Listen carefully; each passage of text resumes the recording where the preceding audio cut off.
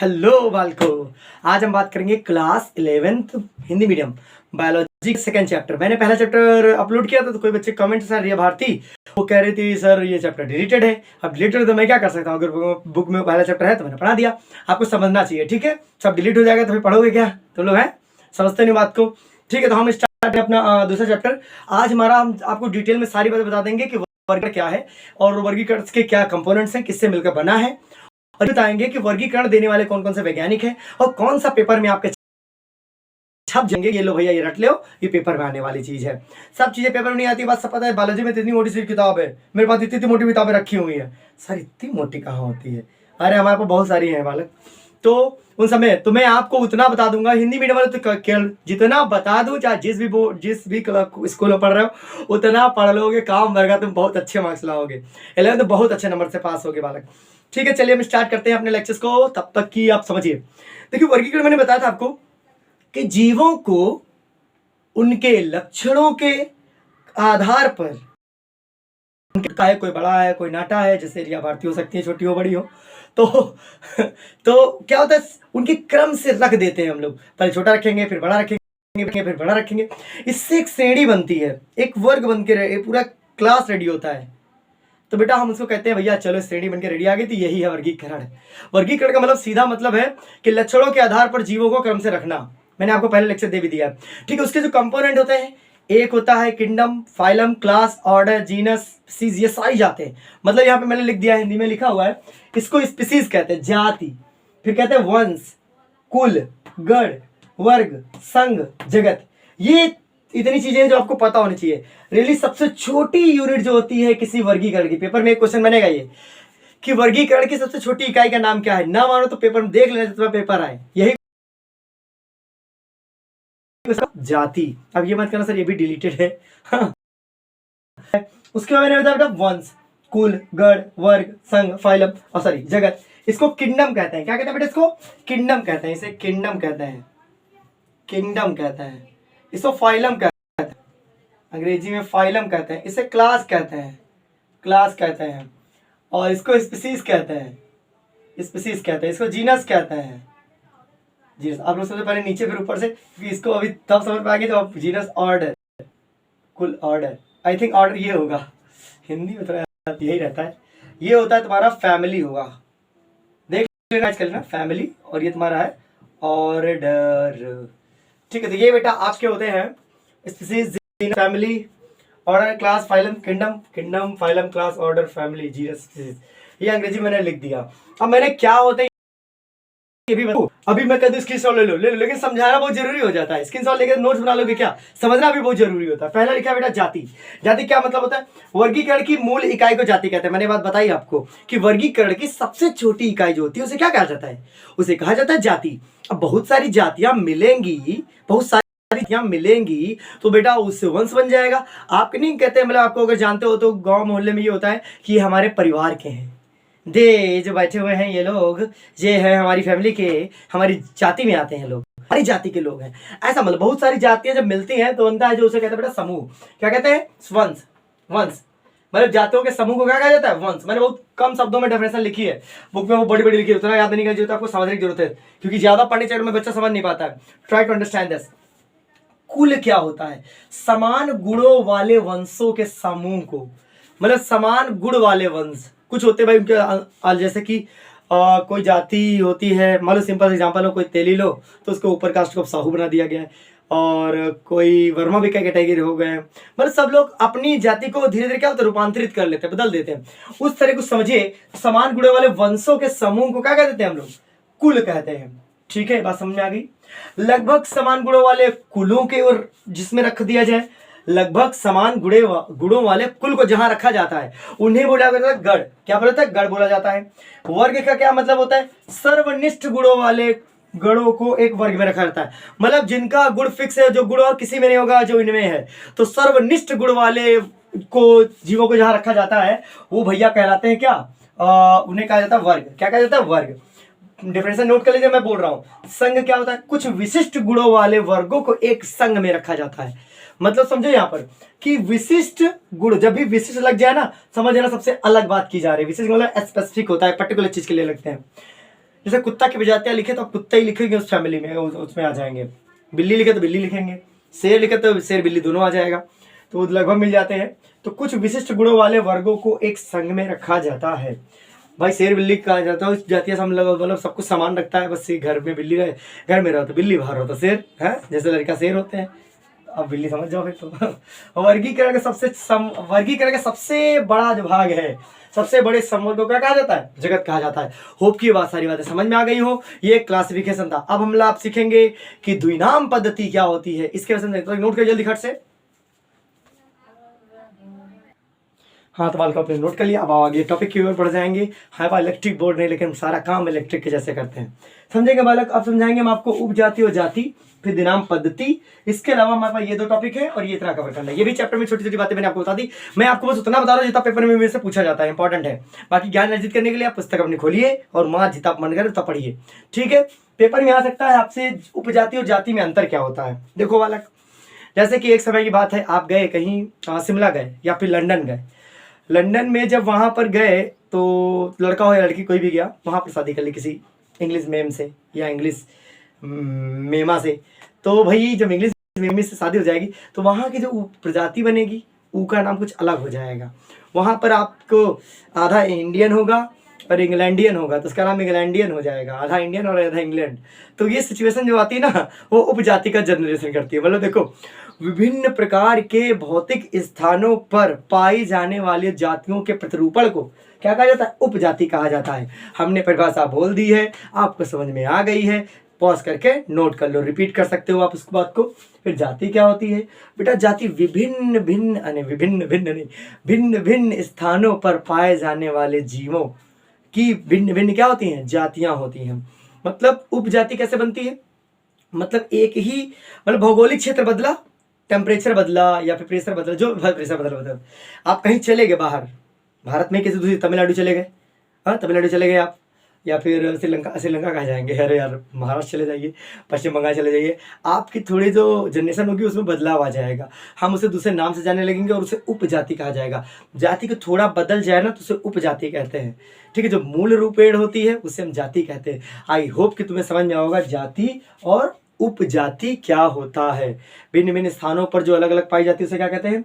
जाति। और उपजाति क्या होता है? जाति का बदला हुआ ही रूप, प्रतिरूपण, उसे क्या कहते हैं? उपजाति कहते हैं। समझ में आ गया? तो ये लिखा है ICBN और ICZN, इसका फुल फॉर्म क्या होता है? इंटरनेशनल कोड ऑफ इसको क्या कह सकते हैं आप? International code for botanical nomenclature, international code for botanical nomenclature, यही कहते हैं लगभग, याद रखिएगा, बुक भी देख लीजिए आप लोग। ICZN बताइए, यहाँ बॉटेनिकल है ना, तो यहाँ पर लगे international code for zoological nomenclature.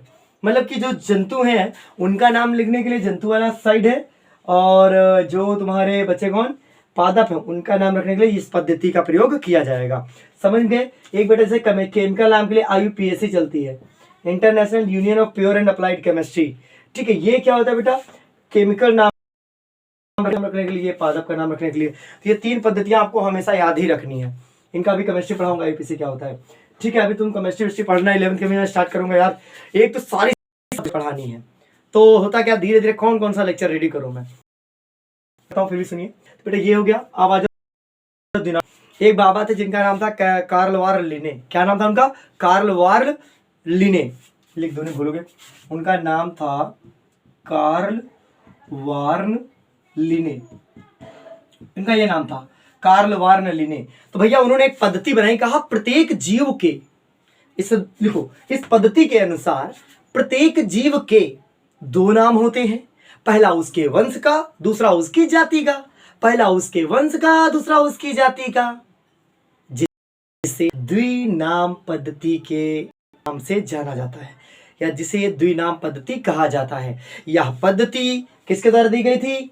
Karl warn लिने ने यह पद्धति प्रतिपादित की थी। पहले इनका नाम कार्ल वार्न लिने था, आजकल के मॉडर्न बुक में इनका नाम ही गायब कर दिया। बाद में इन्होंने अपना नाम भी बदला और कहा आज से हमें दुनिया कहेगी कैरोलस लीनियस। देखिए आदमी कितना होशियार, दादाजी हैं, रेस्पेक्ट दो इनका। इनका नाम हो गया क्या? Carolus Linnaeus. दिख रहा है एकदम? दिख तो रहा है यार। तो इनका नाम क्या पड़ेगा बेटा? कैरोलस लीनियस पड़ गया। तो कार्ल वाल लिनियस ने अपना नाम क्या दिया? Carolus Linnaeus. इन्होंने इस पद्धति से रिलेटेड कुछ बातें बताई। मैं जो बोल रहा हूँ इतना ही लिख लो, बाकी बुक पढ़ना कि जितना पढ़ो इससे नोट्स बनाओ, क्योंकि नोट्स का वाला भी तो भर भर के उसमें लिख दो बस। आपको समझ रहा है, ऐसे नोट्स किसी काम के नहीं है। कम से कम शब्दों में अच्छा अच्छा लिख सको, इसी को नोट्स कहा जाता है, जिसे रिवाइज किया जा सके। पता चलता बोर्ड की एग्जाम के तैयार गड्ढा भर नोट बना रखे हो, रिविजन नहीं करने में पूरा समय निकल जाएगा, मच्छर मारते रह जाओगे। इसलिए कम शब्दों में ज्यादा बातें। I don't explain the much more, लिखने में मैं अपना बोर्ड भर डालूं, लेकिन आपको समझा सकता हूँ, इसलिए मैं धीरे धीरे लिखता हूँ। बाकी मैं ऑफलाइन में कभी बुक लेकर नहीं लिखाने जा रहा हूँ, मैं लिखो वालों को जो पढ़ना पड़ना है। ऑनलाइन में तो भाई मिस्टेक कुछ हो गया गड़बड़ तो तुम लोग गलत पढ़ाते हो, तुमने देखा, तुमको गलत पढ़ाते हो, ये सारी बातें हो जाती हैं। कभी कभी टीचर से गलती होती, भगवान थोड़ी ना हूँ। अब बात आती है कि क्या है। इन्होंने कहा कि मान लो किसी का वंश है और किसी जीव की क्या है? जाति है। तो वंश का नाम लिखते समय, एबीसीडी का कैपिटल लेटर यूज करेंगे। जैसे मेढक का नाम लिखते राणा, लिखते ना, अंडरलाइन नीचे करो, क्या खींचोगे? लाइन खींचोगे। राणा कैपिटल लेटर स्टार्ट हुई। टिगरीना से लिखोगे अगर तो ये गलत हो जाएगा। हमेशा कहा उन्होंने जाति के जब नाम लिखे तो पहला लेटर स्मॉल लेटर होना चाहिए। क्या होना चाहिए? और लैटिन में लिखा था लेटा के, ऐसे लेटा के, लैटिन में लेट जाओ, टिगरीना। तो राणा टिगरीना जो है आपके पास क्या है? ये जाति है, ये वंश है। इसको ऐसे अगर आप लिख सकते हो कर्सिव, थोड़ा सा ऐसा ऐसे, तो ऐसे लेटा लेटा के लैटिन में लिखा जाता है, बट फिर भी आप अगर राणा टिगरीना से साफ साफ लिख पा रहे हैं तो लिख सकते हैं। सोलेनम नाइग्रम, नाइग्रम एक जाति है। सोलेनम नाइग्रम किसका नाम है? मकोइया जानते हो, गांव वाले बच्चे जानते हो, मकोई मकोई मकोई, ओके। और सोलेनम ट्यूबरकम भी होता है, आलू का नाम, बहुत सारे होते हैं। अब एक होता है बिल्ली का नाम, कोई बताता है शायद, एक कैनिस फैमिलियारिस, टेनिस फैमिलियारिस, बहुत सारे नाम है बेटा। कुछ जाति कुछ वंश बता दूंगा आप लोग को। बेढक का नाम याद रखना है आप लोग का, होमोसेपियंस यानी हमारा नाम याद रखना है, हम होमोसेपियंस है, होमोसेपियंस, आप भी होमोसेपियंस, समझे? तो बालक एक कुछ वंश कुछ जातियां लर्न कर लेंगे आप, बस। हो सके पेपर के पहले मैं कुछ बताऊंगा, लेकिन आप लोग कुछ वंश कुछ जातियां कमेंट बॉक्स में लिख के बताएंगे कि हाँ सर हमने लिख लिया है, कॉपी में करेक्ट है। बाकी आप जब ऑफलाइन टीचर की नहीं सुनते तो मेरी क्या ही सुनेंगे। फिर भी प्रयास करना, अच्छे बच्चों को तो जरूर लिख के दे दोगे। मैं अपना कमेंट कर, मैं कमेंट कर रिप्लाई करता हूँ। तो बालक ये आपको समझा दिया मैंने, दिनांक पद्धति से रिलेटेड जो बातें थी समझा दी मैंने आपको, ठीक है। उसके बाद कार्वस स्प्लेंडेंस किसका नाम है बताइएगा? कार्वस स्प्लेंडेंस किसका नाम है बताइएगा, ठीक है। अब आता है हर्बेरियम। हमने बताया था कि पेड़ पौधों की पत्तियों को सुखाकर संरक्षित करने का जो प्रक्रिया होता है उसे हम हर्बेरियम कहते हैं। मतलब आज जो पेड़ पौधा है कल होगा। मैंने कहा था जरूर अपनी जिंदगी में एक ऐसा काम करना जो आने वाली पीढ़ी को ये बता सको, भैया ये हम काम किए थे। अब किसी को मारे तो टांग तोड़ डाले तो भैया अपने बच्चों से है, भैया देखो इनका टांग हमारे तोड़े थे। ये बताने की बात नहीं कर रहा हूँ, पीढ़ी वाला ऐसा अच्छा काम करो कि आने वाली पीढ़ी को बता सको, समझे मेरी बात? तो बालक हर्बेरियम आपको समझ में, हाँ। पेड़ पौधे पत्ते क्या कहते हैं? पहले सुखाते हो, कभी कभी कॉपी होती है हमारी, कॉपी जैसे कॉपी होती है और कॉपी में इसे बीच में रख लेते हैं, ठीक है, बीच में रख देते थे हम लोग, यहाँ रख देते बंद कर देते हैं, हवा भी जाती रहती है, धीरे धीरे ड्राई होता है। और जैसे जैसे वो ड्राई होता रहता है और बढ़िया सूख जाता, मतलब पूरा पानी से जाता तो सूख जाते, बहुत प्यारी लगती पत्ती। कभी रख के देना बुक में अपनी। तो कभी कभी विद्या रखते थे, मोर पखन रखते, वैसे ही पत्ती रख देना। तो बालक वो जो बन के रेडी हो उसे कहते हैं हर्बेरियम। लॉन्ग समय तक उसको बचाए रखने के लिए, उन्हें केमिकल में संरक्षित करने के लिए। अब वो आने वाली पीढ़ी को बताते कि ये पौधा पहले होता था, अब नहीं है। बहुत सारी चीजें हो गई बेटा, बेल लिमिट जाते गायब हुई।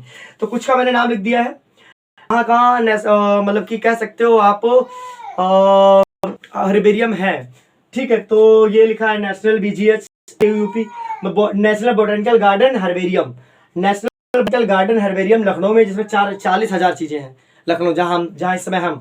अलग मैं बता दूं MS कोचिंग क्लासेस गांव के पास चलती हैं, जहाँ पे मैं ऑफलाइन पढ़ाता हूँ। आप में से कोई अगर पढ़ना चाहता है लखनऊ वाला बच्चा तो हमसे पढ़ने आ सकता है। इंग्लिश मीडियम की सेपरेट क्लासेस है, हिंदी मीडियम की भी सेपरेट क्लासेस है, तो समझते रहिए आप लोग।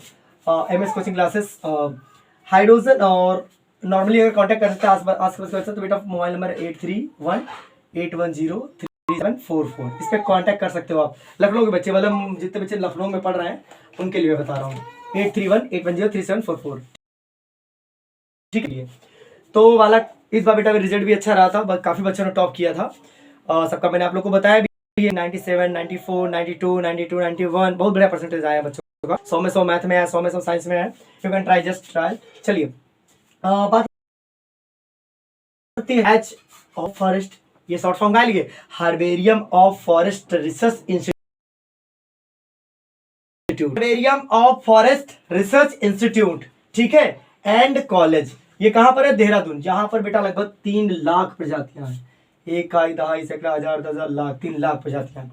2 हर्बेरियम के नाम पेपर में पूछे गए, इसलिए मैंने बता दिया आपको, पेपर में आज लिख देना। वनस्पति विज्ञान क्या होता है बेटा? जहां पर जीवों को जीवित अवस्था में संरक्षित किया जाता है उसे वनस्पति, जीव पादपों से रिलेटेड बातें ज्यादा है हमारी, फिर भी समझिएगा। वनस्पति विज्ञान कहते हैं जीव जंतु सभी होता है, जब पादप होंगे तो जंतु होना ऑब्वियस सी बात है। तो वनस्पति विज्ञान में वनस्पति में जीवों को जीवित अवस्था में संरक्षित किया जाता है, और जो चीजें खत्म हो चुकी हैं उनको भी क्या करते हैं वहां पर हम संरक्षित कर लेते हैं। तो ये बात मैंने लिख दी है, विभिन्न प्रकार की लुप्त प्रजातियों को भी क्या करते हैं वहां पर संरक्षित करते हैं। उसके बाद national botanical garden of Lucknow, ये बात याद रखिए, ये पूछा था लखनऊ में कौन सा गार्डन उपस्थित है, ध्यान रखें। तो आप लिख देंगे नेशनल बोटानिकल गार्डन, इसे नेशनल बोलते हैं, ठीक है। तो नेशनल गार्डन कौन सा? नेशनल बोटानिकल गार्डन लखनऊ में ही है। कि आपको सारी बातें समझ में आ गई हैं। अब हम 3rd चैप्टर की ओर बढ़ेंगे, जिसमें आपको डिटेल वाली चीजें पढ़ने को मिलेंगी, ठीक है। तो तक के लिए टाटा बाय बाय। बेटा वीडियो कैसा लगा शेयर जरूर कर दिया करो आप लोग, आप ही लोग हमारा सहारा हो, नहीं तो हम टाटा।